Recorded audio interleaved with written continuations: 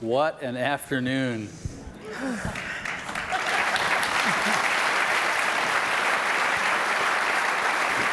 I guarantee you, 5 years from now, you'll be saying, remember that day in February 2020 when we heard from those brilliant academics and those brave journalists? I've already had my chance. Let's get a question from the hall here. Here comes the microphone. Thank you. Sir, tell us your name and where you're from. Hi, my name is Larry Steers. I'm with the Unity Foundation. I live in Northport. I'm going to rapid fire 2 questions. Yeganeh, I wonder if you could talk a bit about your family still in Iran and your connections and conversations with them. And Jason, I'm wondering, at some point after you returned, were you interviewed by anyone from the State Department or DHS or anything about your experience in Iran prison? So I still have immediate family in Iran. My heart always beats very fast and lots of stress. For a couple of years, it was very difficult for me to be able to travel and see my family in a third country because I was statusless and no document. Our conversations are very, I would say, censored. I try to talk for hours with my parents on one of these speaking apps, if they work and if the internet in Iran is connected. But we keep it to very, very limited topics, very personal. I talk about, yes, I went to doctor. This is how the doctor said about my digestion. These are the pills that he gave me. Nothing political, just to be able to make sure that I don't put them in any possible risk. And they keep it very brief in the number of topics that they discuss with me. Sometimes I try to squeeze 1 or 2 questions about like the inflation prices. Oh, Mom, how's the price of milk these days? The journalism never ends. Yeah, something like that. But I have to say our life as a family went through a very drastic change. And I was telling our hosts here last night, I don't think that drastic change ever goes back to what it used to be normal. I wasn't officially debriefed in any kind of way. When I arrived at launch school, I was offered some psychological care, and in the process of that, did a sort of deep dive into my experience, which we recorded, and that recording was made available to me. There were a couple of FBI officers when we first arrived. Everybody's obviously very concerned about Bob Levinson still. And that was that was literally the first thing that I was asked about. When I returned to US soil, no, I never had any kind of conversations like that. But what I will say is that in reporting my book, I interviewed a lot of the people who were involved at the State Department and on the NSC.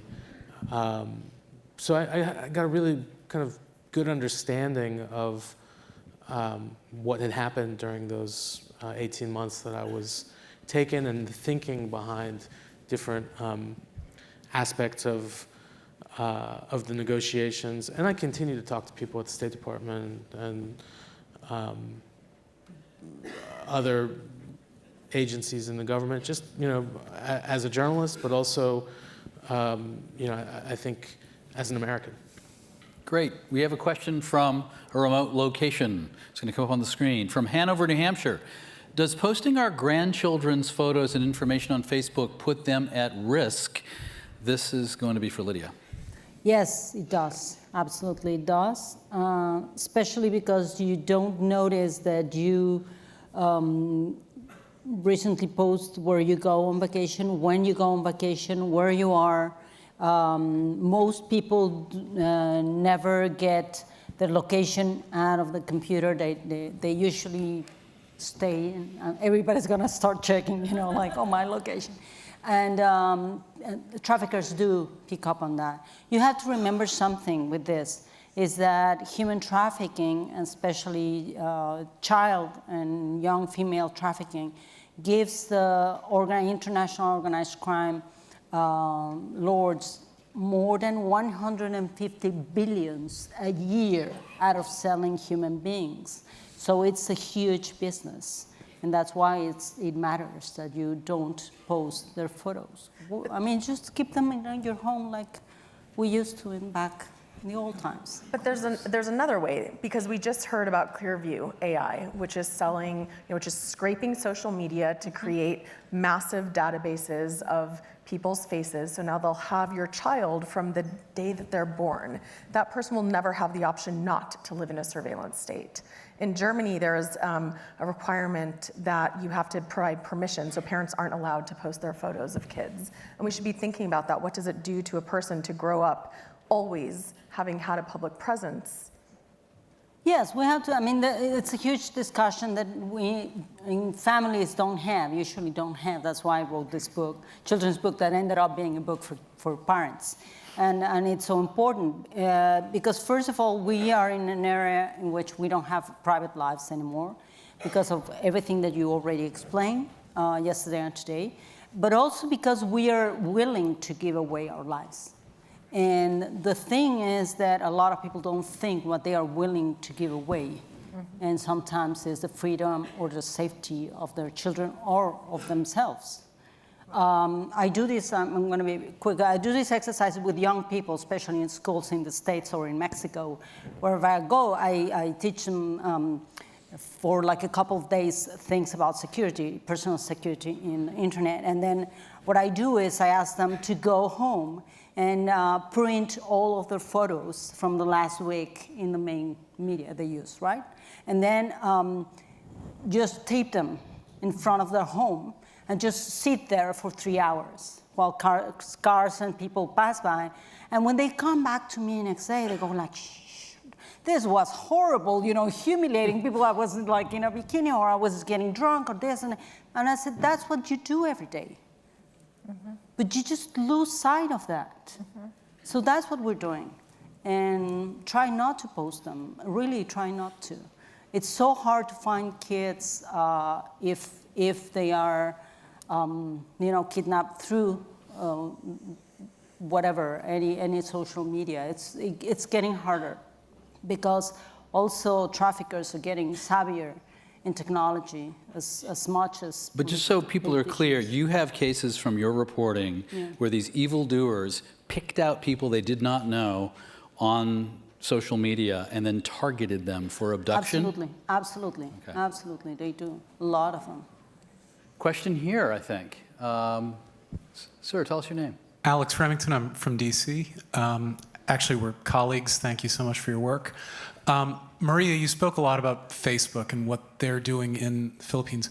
And Jason, you alluded a bit to the Green Revolution when, among other things, the State Department ordered Twitter to stay online and cancel a planned maintenance window. That State Department person, Jared Cohen, is now at Alphabet. He founded Google Ideas and so forth. What should the platforms, Facebook, Twitter, Google, what should they do? What should the changes be that they institute, especially in these countries?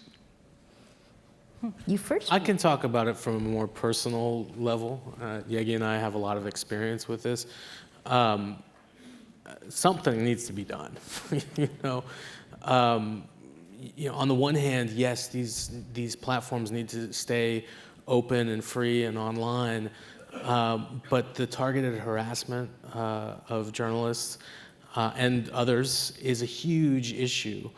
Over the past 7 or 8 months, it's been 4 years since I was released from prison, but last summer, Iran's state television aired a 30-part docudrama about me.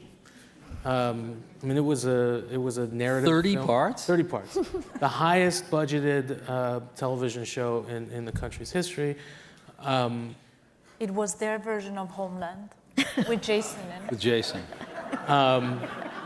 Strange but true, But around that, there was also a concerted social media campaign with hashtags, with bot accounts, and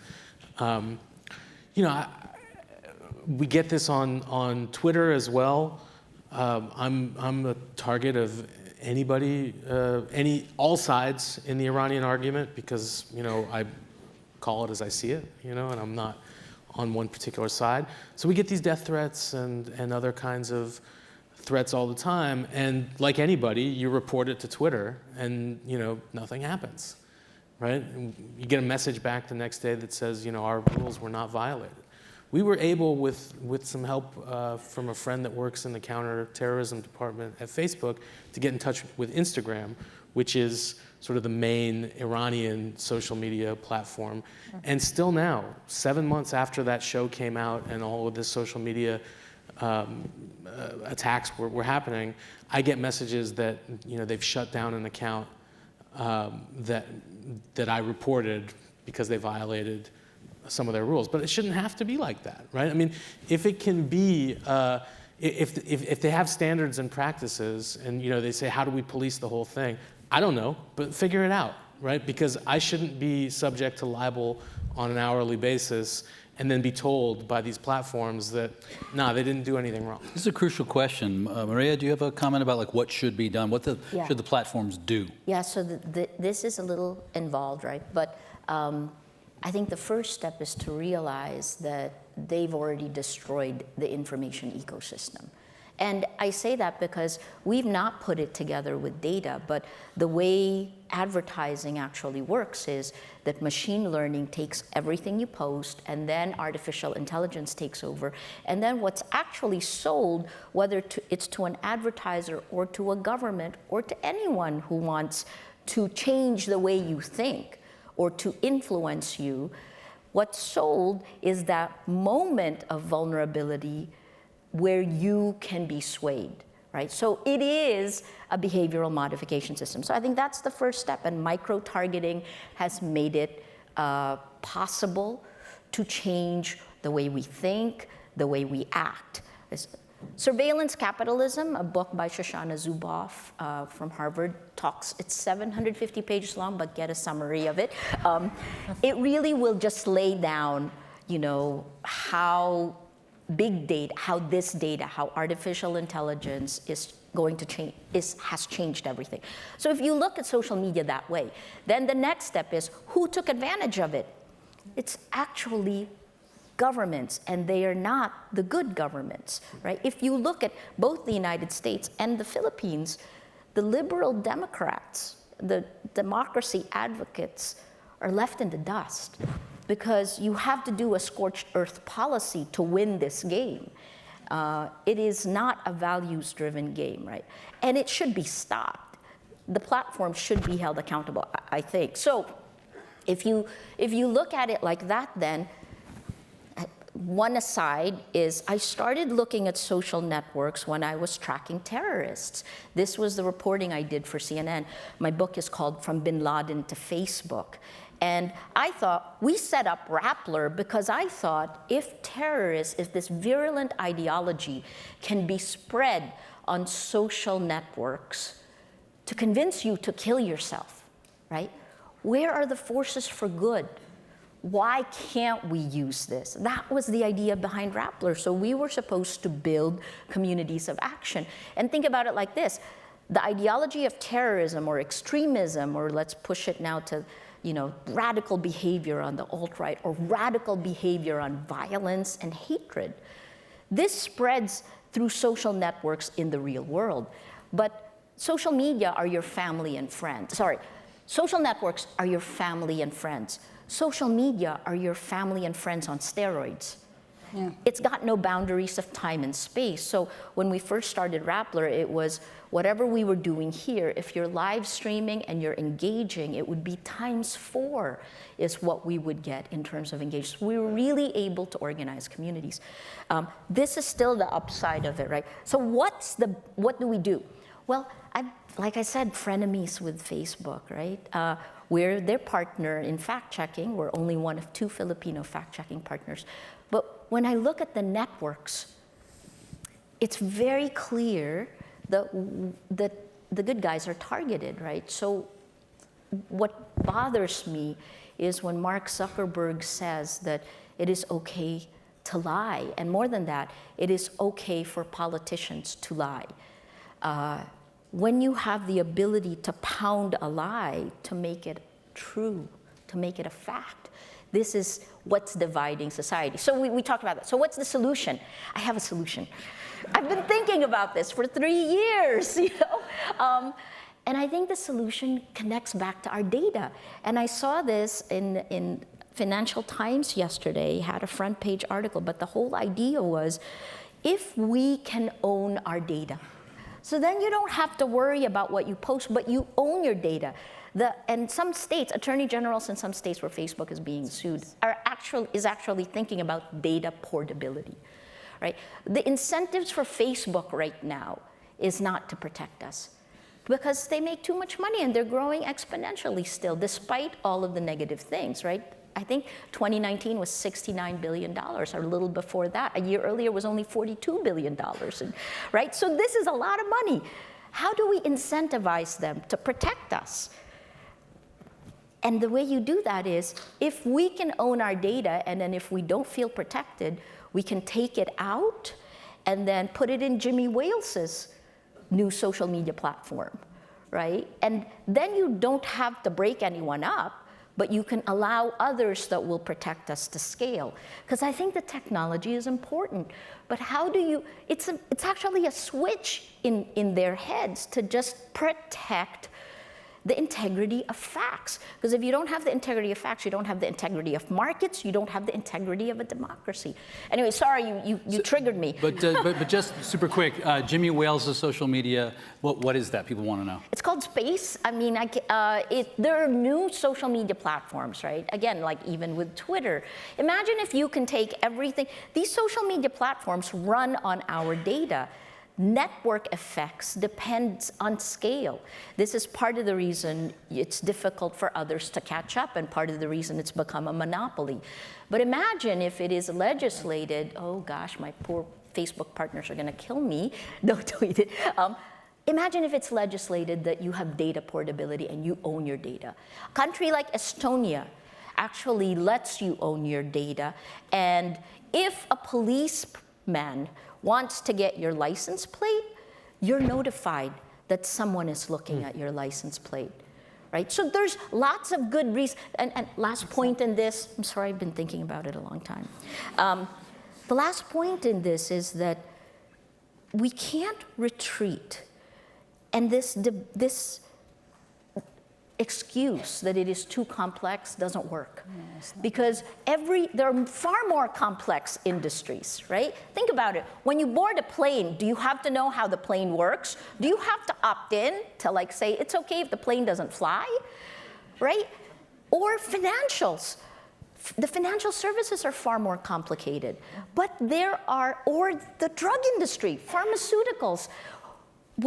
Would a company who creates a new drug be allowed to test it on us? But also with the drug industry, you have publicly available data. There's an oversight of what's happening. And one of the main things that we could do very easily is require that the information about online harassment, about the reports that we're making every day, about the content that's removed under these various policies is made available for independent audit. As we're asking algorithms to do more and more to identify, people who are online harassing people or content that's illegal and needs to be removed, it's all happening in a black box. And right now, a lot of regulators in Europe and the US are starting to think about, how do we regulate these platforms?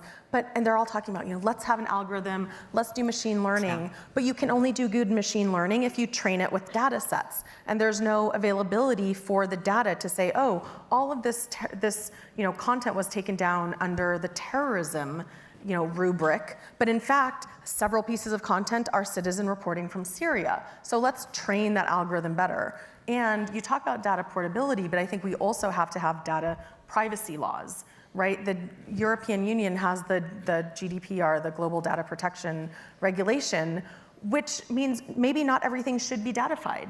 right? Because you're talking about portability, but we also need some ability to have control over what is datafied. But I think something fundamental has to change, and I'll go to something simple. Journalists used to be gatekeepers. We were responsible for what is in the public sphere, and if we were wrong, you could sue us. We were accountable. Who's accountable now? Who are the new gatekeepers? It is social media platforms, it is technology. And technology, we already know in the last 3 years alone, all of the research shows you that it has enabled the rise of these populist leaders and rolled back democracy globally. So last point on this, I think, is this. Think about it like this, how our societies are being changed. I'm going to quote a Russian. Yuri Andropov was the former head of the KGB, and he was also the former head of the Soviet Union, I think one of the last ones. And he said, "Desinformatia is like taking drugs. You take it once or twice, you're okay. But if you take it all the time, you become forever a changed person." Why? Because you become a drug addict, right? And you can't function like a normal human being. So think about the system, the information ecosystem like this. The drugs, the poison is coming in, right? It hasn't been stopped. In fact, it's been encouraged. And yet, here we all are. And we're being changed, fundamentally changed. Our thinking is being changed. We're addicts, or actually the first thing is our societies are being polarized. And then what do you do with drug addicts? We have to be rehabilitated. You have to be rehabilitated. Right. So, Courtney, just briefly, because I'm going to go to a question up in the balcony in a second. I take it from your privacy comment that you were not fully persuaded by the contention this morning that that we have to be very careful with instituting data privacy rules, because there's a lot of information to be gleaned by researchers to solve the problem in the future? I don't think that those two things are related. As a researcher and as a journalist, I definitely want access to data sets, but that doesn't mean that we can't also have privacy. I think that one of the things we see that is problematic on the platforms is that you can't actually opt in to privacy. I'm sure you've all noticed the little things that pop up on websites when you go to it nowadays and say, click here, we're putting cookies on your computer. You can't not click that because you won't have access to things. So we need to do it in a smart way because we don't want to restrict access information, but we also don't want to turn ourselves into commodities where we are, as they say, data is the new oil, and we're the commodities, right? We're supposed to be the people who are in charge, the people who are, electing leaders or whatever, not being, as Maria would say, cajoled into modifying our behavior to elect certain people. Thank you. Question up here, I think. Oh, here it is. Tell us your name. Hi, Sophia Lynn. I'm here this weekend with the University of Maine, Orono. And I just want to start by saying how much the afternoon panel has inspired me and moved me. And so I was wondering what advice you all have for those who want to change the world, both in their careers and their social lives. Loaded question. Good luck. Do something you love, do something meaningful, work in a mission-driven organization. It's interesting, so I work for an NGO, I was a journalist before that. A lot of my friends and peers are getting hired away to go work at the tech platforms, because guess what, they pay way better money. But it is so meaningful to work on a daily basis to when Jason is in prison, spending a year working on his case, working with Maria. Next, we have a meeting on Tuesday in New York to talk about how we can set up a legal network to better protect journalists, working with Lydia and getting, to hear her story personally for the first time when we've been working on her case for like so many years.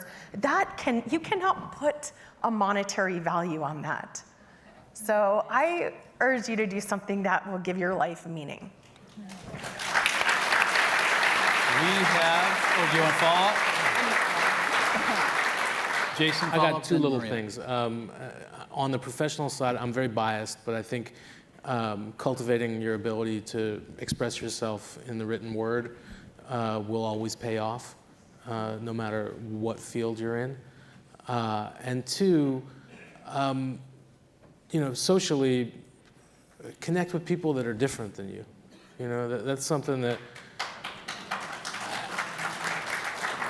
I don't know why, but since I was a kid, I always looked for other kids that didn't look like me, and I'm really happy that that's how I decided to meander through the world from a young age.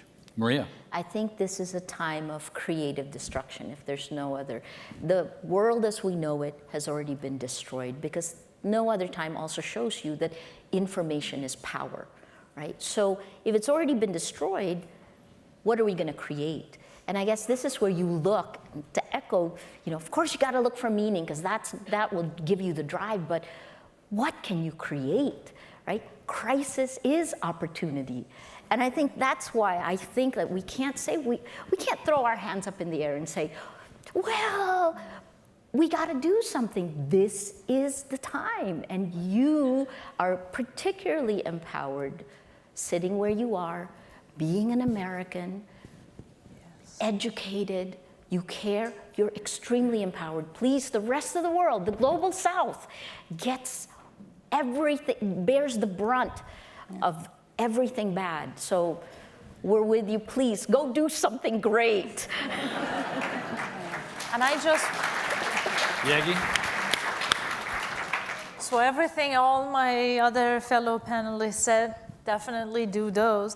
But I mean, referring to those, I want to say you don't need to start with one of these really, really big crises. Start with something very small in your community. You don't need to be all of a sudden trying to change or solve the biggest problems that our communities or the humanity is dealing with. Starting with your community, something very small, but as Courtney said, meaningful, will start the wave of change. When you make a difference in your school or in your church or in your opera theater, anything that is your, maybe We're pulling your, for those seats we heard about. Yes. The cushions are coming. So we have a question from one of our other locations. From Belfast, how does friends of friends divide us? That was a point that was made. Yeah. That decision, you said, Yes. created a sort of quantum leap toward bad. Yes. What did you mean? So in the old days, you would think about how you would grow your community, right? And you could grow it in a lot of ways. Jason would say, go look for someone different. This decision to offer you friends of friends actually homogenizes us and splinters us further apart. So if at the beginning, left and right were here, then right would only choose friends of friends and would move further here, while left would choose friends of friends and move further here, right? You only see this and you don't see the other side anymore. So it's a very divided, It's a polarization device? it's absolutely the polarization. Sorry. And Eli Pariser wrote a book called Filter Bubbles, but the guy whose book you should look for is a guy named Sinan Aral from MIT. It's about to come out, hasn't come out yet, but it is really tech people made decisions without looking at the consequences to society. And that is huge to me, right? Because all of a sudden, built into this behavioral modification system is the ability to push, to polarize, to create filter bubbles, and then someone said earlier that, this is all about people. It isn't about people. It is about pounding our weaknesses as people so that we behave to the worst of human nature. This is manipulation, right? Think about it. What spreads fastest on social media? Anger and hate. And why do facts don't stand a chance? We spend our entire careers learning to tell you a story so you care about the facts. But a lie laced with anger and hate just spreads so much faster and it's racier. So we don't stand a chance.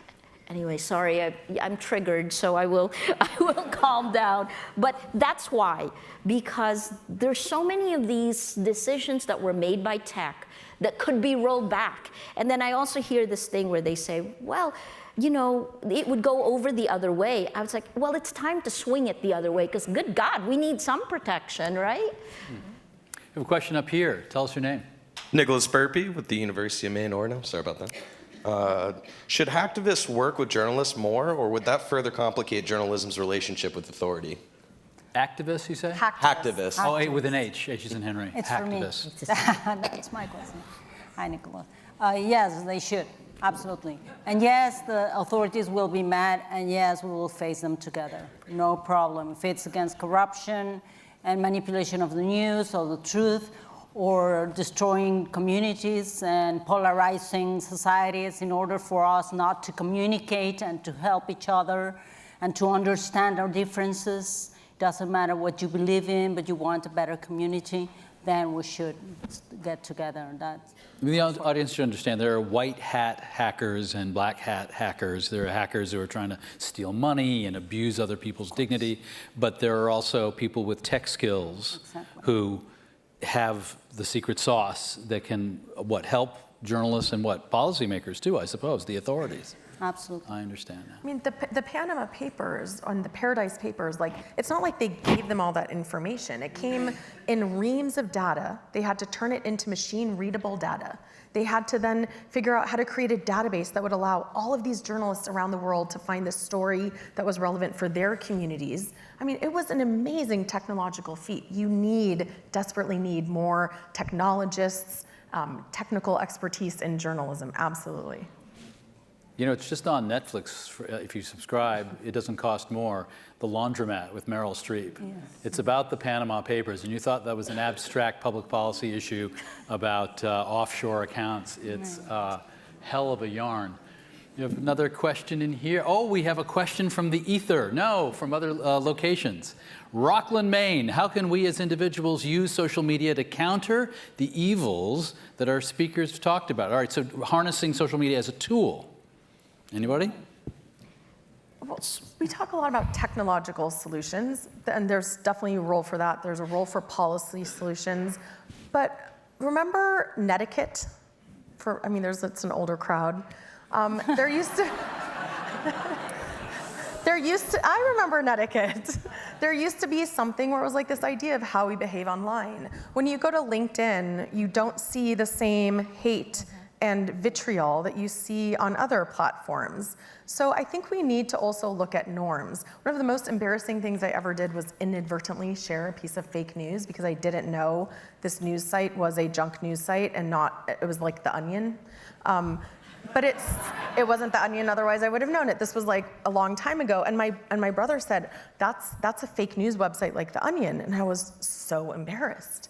And that's what we need people to think when they share fake news or junk news. We need to instill, what can we as individuals do while we wait for the tech platforms to revise their policies and the policymakers to give us some control over our data?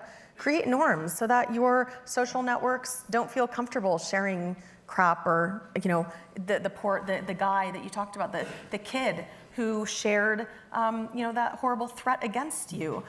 There was this great story from a woman journalist in Ukraine who was getting harassed, who tracked down some of her harassers and then reached out to their moms.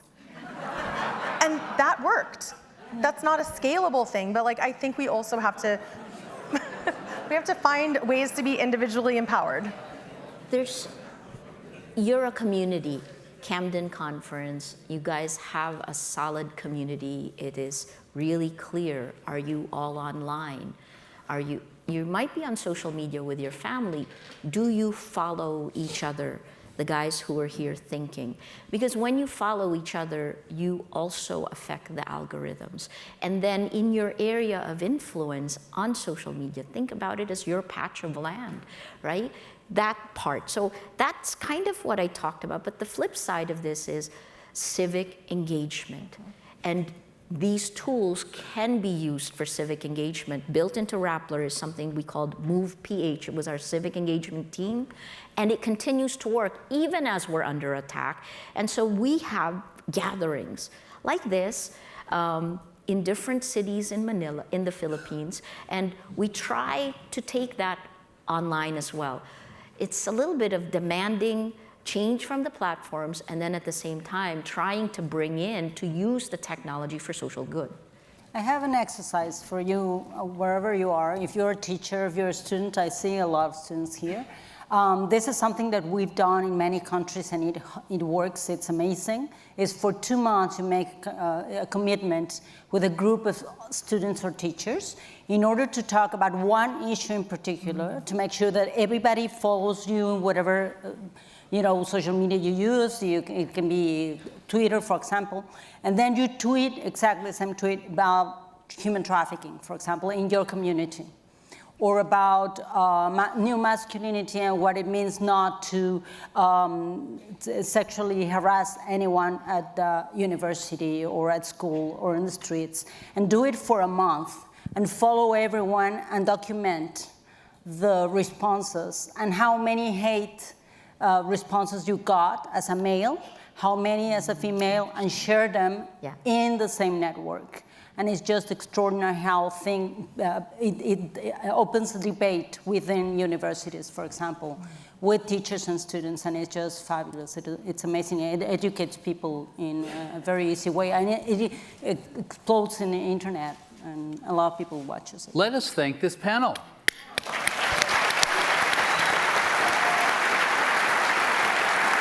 Amazing.